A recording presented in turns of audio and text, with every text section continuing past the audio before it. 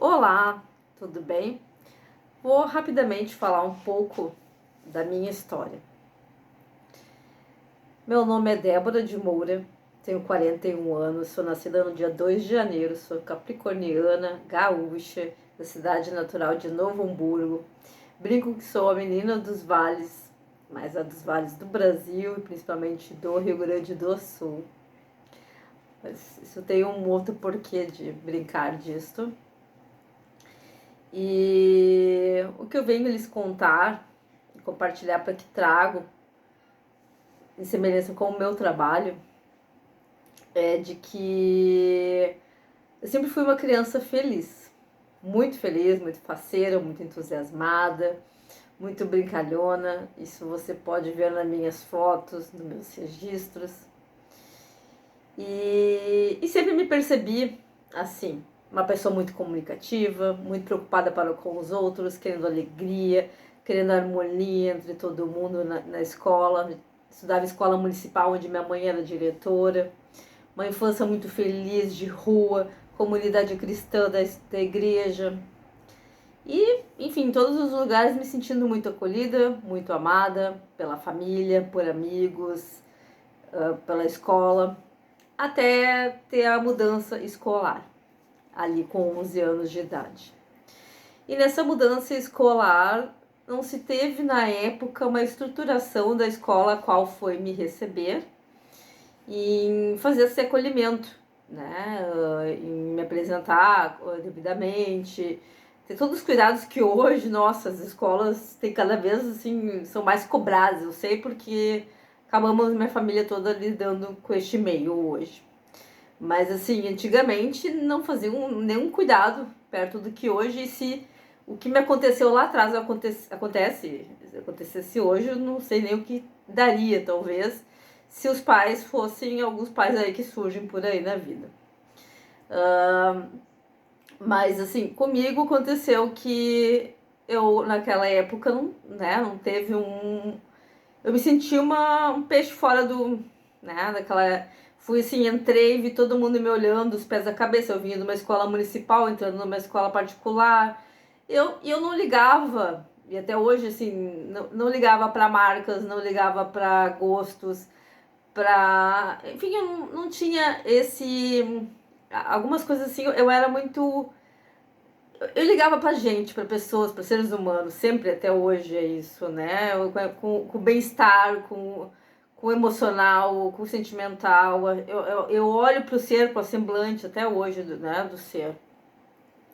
E chegando nessa escola, eles olhavam para aquilo que eu estava vestindo e tudo mais, e sendo, entre partes, né? Sendo entre partes. Mas tudo bem, né? Eu era diferente, eles eram todos já os mesmos colegas, eu era a única chegando ali. Então era aquela coisa assim, tipo, vamos testar tudo, né? Quem é essa estranha no ninho. Só que eu nunca tinha tido inglês, né? Até então, o que também já era normal ter nas escolas, né? Nem todo mundo. Você já tinha um arranhado, assim, pra eles inglês. Então eu fui ter aula de inglês com uma professora, eu juro pra vocês, eu não consigo lembrar do rosto, do nome, né? O trauma fica na gente que a gente, realmente acho que a gente apaga, né? Eu me lembro, acho que eu tenho uma ideia por cima que ela era uma freira, mas não tenho certeza, não posso dizer que sim, né? Então ela, assim, já era passado março, acho que início de abril ali, tinha um ditado de inglês, aquela coisa de 10 perguntas e tal, tinha que, né, estudar e tudo. A gente passou pelo ditado, aquela coisa do sistema nervoso. Quem aqui não fica nervoso, né? Um sistema assim, fica, nossa, minha barriga, não sei o que, passou por uma prova, né? Por uma maneira, e eu tenho horror à prova até hoje, acho que também um pouco por causa disso. Então, aquela coisa da dor de barriga, aquele mal-estar. Faltava acho que uns 20 minutos, a meia hora, mais até, eu acho, pra ir pro recreio. E eu tive a vontade assim, enlouquecida, que eu precisava ir no banheiro, não tinha mais como segurar. E eu pedi uma professora, preciso ir no banheiro, aquela coisa muito educada, e até aquela época da vida, enfim, as pessoas eram muito educadas, calcula, né? Eu tô falando, eu tenho 41, isso foi com 11 anos, há 30 anos atrás. Hoje eu penso que meus alunos em sala de aula, eles não são assim, né? E também eu tenho uma combinação toda muito diferente com eles, de início, que eu já faço, até acho que por conta dessa minha vivência. E que eu conto assim, que tem que, né? Assim, então, o que ocorreu aqui? Que eu conto, essa atividade eu faço muito com meus alunos, quando eu inicio minha vida com eles, eu conto isso, né? Isso abre muitas portas com eles. Isso me mostrar vulnerável a eles, me mostrar que eu também passei coisas não tão perto do que eles vêm a passar ou já passaram, mas um pouquinho, me traz para um caminho que eles abrem portas para me contarem muito sobre as suas vidas. E compartilharem muito comigo. E isso faz toda a diferença ali no início da nossa caminhada juntos. Mas o que eu quero contar aqui é que eu pedi para ir no banheiro 1, 2, 3 e não deu mais, né? Porque é aquela coisa, quando tu tá segurando, tu tá com uma dor de barriga, tu tá com um mal-estar, né? Tu tava sofrendo ali um negócio de nervosismo, né? O sistema nervoso central junto com a... Não tem, chega um momento, e era verão, né? Tipo, final de março, abril, tava quente ainda. Eu lembro que a gente tinha um ventilador de teto funcionando na sala de aula, naquelas épocas, né? Antigamente também as salas de aulas não tinham ar-condicionado e tal. E foi. Eu me lembro que assim, eu caguei, foi tudo abaixo, assim, né? Foi até quase correr, não vou exagerar, até os pés, no caso, quando eu levantei, que eu senti mais, né? Obviamente. E daí começou aquele odor todo levantar.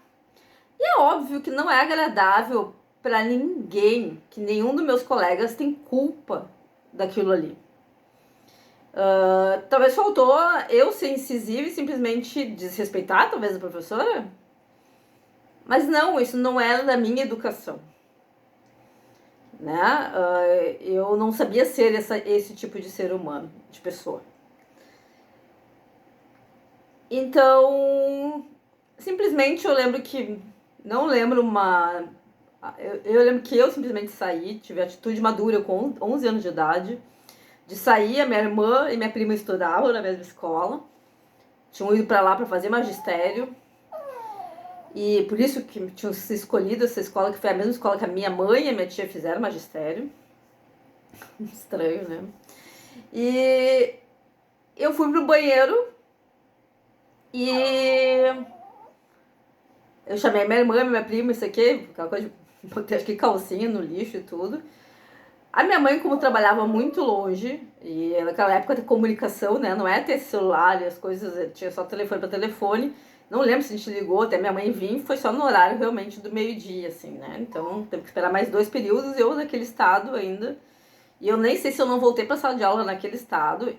Eu juro pra vocês, gente, assim, tem uma coisa que... E acho que quem já passou por trauma de qualquer espécie na vida... sabe que muitas vezes se deleta aquilo que viveu no trauma. Só se eu fizesse, e eu nunca quis buscar, e também nunca tive uma terapia que buscou devidamente, certo, essa regressão desse trauma, certo? Mas eu fui me curando dele de outras formas. Eu fui me perdoando, né, o bullying todo, né? Naquela época nunca se dizia também sobre bullying, mas eu fiquei 2 anos ainda nesse colégio, nesse ano e outro ano, em que eles me chamavam de cagona, e tudo que eu nem sei, né, dentro da escola. E tudo bem, né? Eu não deixei de ser, né? Vamos falar a verdade. Porque eu não consegui sair, a professora não me deixou, né? Eu não fui brusca de, enfim, sair, enfim. E eu entendo que a escola não tinha um preparo, né, para com meus colegas de fazer sentar, fazer conversar posteriormente sobre isso, a escola ter voltado isso, talvez a minha mãe também não, né? A gente sempre hoje a gente fala sobre isso, assim, o que faltou na época de se trabalhar a respeito disso e também se não se tinha, assim, foi realmente minha mãe fala até que ali o pedagógico falhou um pouco e tudo também. E talvez ela assim, ela tava, minha mãe sempre aquela coisa assim, muito do trabalho e tal, ela também não parou pra pensar que que isso me, né, talvez eu não demonstrei também, e eu fui logo, eu peitei, eu era muito assim de não querer dar problema para meus pais, eu tinha muito isso para mim, desde pequena, muito isso.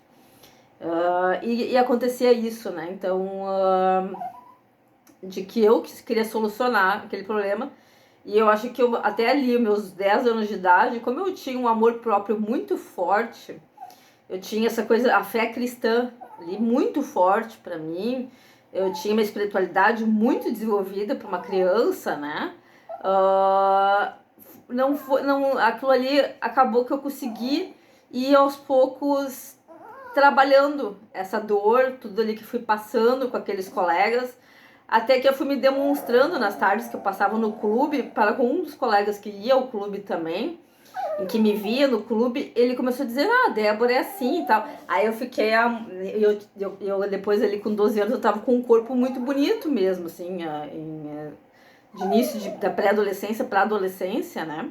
Pra quem nadava, depois eu fazia exercícios, eu fazia sempre, eu fazia tipo uma academia eu mesmo em casa, assim. Eu sempre fui muito de me cuidar mesmo, assim, de ler sobre as coisas. Eu sempre fui muito autodidata disso. E eu tinha uma autoestima um pouco elevada, assim, por mais que eu tinha falado da cagona, eu tinha esse amor próprio pelo meu corpo, pelo aquilo que estava se desenvolvendo em mim, né? E de tudo que eu tinha encaminhado até meus 11 anos, né? Então eu acho que isso foi uma coisa muito mais, para mim, fácil. Não digo fácil, porque foi muito dolorido. Muitas questões doloridas foram ali nos meus 11 anos. Não vou dizer que por um histórico familiar que eu tenho, né, que não foi uma coisa que não passou na minha cabeça aquela dor de tardes, momentos que eu passava sozinha em casa, de querer tirar minha própria vida, né? Eu acho que esse pensamento, para quem tem um histórico de familiar que já se matou, já fez, a gente acaba tendo também, né? Não é uma coisa que a gente vai passar ileso, né? Acho que por mais que tu tenha toda a fé do mundo, assim, e tu tem sempre aquele momento que a gente fala, né, o diabinho, o anjinho vem e conversa contigo, né? E acontece, né? Então, e foi uma dor muito profunda que eu passei naqueles dias, naquele momento ali, em que eu vivi. E tanto que eu venho e eu narro isso em sala de aula, quando eu tenho meus alunos, né? Nesses anos que eu leciono, junto com outras coisas que eu faço também. E que traz que eu mostro essa vulnerabilidade minha, esse jeito assim que eu me igualo a eles a qualquer coisa que eles sofram, né? Porque é uma perda também, é uma dor, é me colocar no pior ali, né? Eles com isso a gente faz uma atividade, uma dinâmica, ao qual eles eles têm a oportunidade e eles usam desse momento. E eles me trazem coisas assim que eu nem imagino que é possível, né? Assim, eu fico muito honrada, né?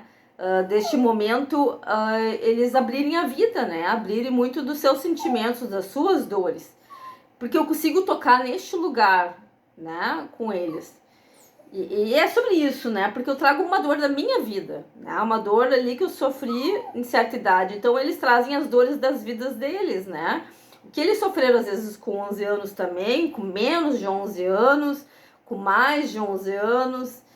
Mas o que eles sofreram, o que doeu, o que lhes dói, né? O que é... Tem essa aqui, gente, que ela sabe. Essa aqui ela não sofre, mas ela não pode ver a mãe dela. Essa é meu grude dos últimos tempos, que é meu probleminha atual, assim. Então a dinâmica que eu faço, assim, com eles, pra finalizar isso aqui, que já tá longo, é um problema de vida o qual eu gostaria muito que fosse resolvido. Eu dou uma folha em branco e eu digo, vamos fazer um amigo secreto da empatia, em que a gente vai se colocar no lugar do outro, literalmente, e a gente vai resolver, né? Então, como é que é? Aqui vocês vão ganhar uma folha em branco, né? A vida é mais ou menos assim. Então, a gente vai escrever um problema de vida que agora, bem atualmente, ao qual tu gostaria muito que fosse resolvido. Pode ser pessoal, pode ser do trabalho, pode ser da escola, ou de tudo isso. Quer escrever uma frase, uma palavra, um parágrafo, enfim, aquilo que está te incomodando, um problema de vida ao qual você gostaria muito que fosse resolvido. Registra aí pela gente. Então eu dou ali uns 10 minutos, não precisa muito, né? Porque rapidamente, quando tem uma coisa que te dói, que é um problema, né? A gente coloca pra fora. Vem, né? E principalmente eu faço toda essa ambiência de contar essa minha situação, que foi onde começou, assim, não tem, eu digo assim, tem coisas, eu faço muitas coisas que não tem um script. Eu mesmo fui criando um script nessa vida. Mas eu sou uma pessoa muito. Outro dia eu achei muito legal de uma amiga que é dessa área da saúde, que é psicóloga. Ela disse assim: Débora, tu é muito autodidata, tu não é. E é assim, na verdade, eu me tornei professora porque a vida me tornou professora, não porque eu fui fazer pedagogia e nem magistério. E eu nem queria, ainda mais disso tudo que eu passei ali com 11 anos. Eu fui ser muito depois. A minha mãe dizia que eu tinha mais talento, mas tu imagina que eu não fugi com tudo que eu passei ali com 11, né? Depois eu digo que eu digo que eu sou a terapeuta da vida, né? E quando eu criei o Curadoria de Vida é mais ou menos para isso, assim, é para perpetuar em cada área da vida das pessoas, assim, né? Poder chegar em cada uma das coisas. E retiro, imersão é uma coisa que eu acredito em muito, que pode ajudar as pessoas, né? Que ter esse cuidado, as pessoas precisam, assim, ó, desse, né? Desse carinho, desse olhar individual, esse olhar mais carinhoso, esse olhar mais atencioso para, né, que esteja atento a essa pessoa, né, atento àquele sofrimento, atento àquela dor, atento àquele ser humano que ali existe e que às vezes não está potencializando o seu melhor, né, que não está conhecendo e entendendo o que tem ali acontecendo, né, não está se permitindo, né, e tantas outras coisas, né, então é isso, sabe? Eu, nesse tempo todo ali, e eu descobri depois na faculdade, finalizando, em sim veio o laudo, enfim, aquilo ali foi talvez a minha primeira depressão, com 11 anos de idade. Só que hoje dá pra se dizer que a minha bipolaridade, ela começa ali, ela norteia ali. Porque a bipolaridade, ela começa na depressão. E começa geralmente nessa idade ali. E depois eu fui tomar remédios para emagrecer, que a minha mãe e minha prima, que tinham ido no médico, me deram, e eu acabei tomando. E, enfim, a química, né, quando vai para alguém que já tem todo um histórico familiar, né, de tios avós, enfim, toda uma hereditariedade, que se a gente for buscar uma camada mais de 100 a 1000 pessoas da tua família, que é fácil você chegar nessa ancestralidade, você vai entender as doenças, né, as doenças psíquicas que da tua família. Enfim, né? Então, assim, a aceitação de que você tem um diagnóstico e aceitar, mas nem por isso matou quem sou, né? Eu sempre digo assim, tem a Débora, que é a minha alma, que é o meu ser, e a Débora, que é a pessoa, a parte bipolar dela, né? E que se tem alguma que outra coisa que ruma ali, que é de personalidade bipolar, é porque ela tá um pouco entrando no quadro, né? Mas hoje, com a medicação, com tantas outras coisas que eu descobri ao longo destes anos, né? Pelo menos 20 anos aí, muito mais de 20 anos com o quadro, que é possível a gente fazer, né? Para que a gente possa viver com maior qualidade. E eu vou me percebendo, né? Vou me aceitando, vou me acolhendo, vou me acariciando, né? E não vou dizendo que ser bipolar já não existe mais, né? Não. E que um ser bipolar é horroroso. E sim, que esse espectro é um espectro muito pouco falado ainda, muito pouco tirado as amarras dele, o lado negativo, feio, horroroso dele. E que esse ano caiu uma ficha para mim que digo, não, tá na hora de despertar para isso, falar mais disso, trazer mais disso, expor isso. E é isso.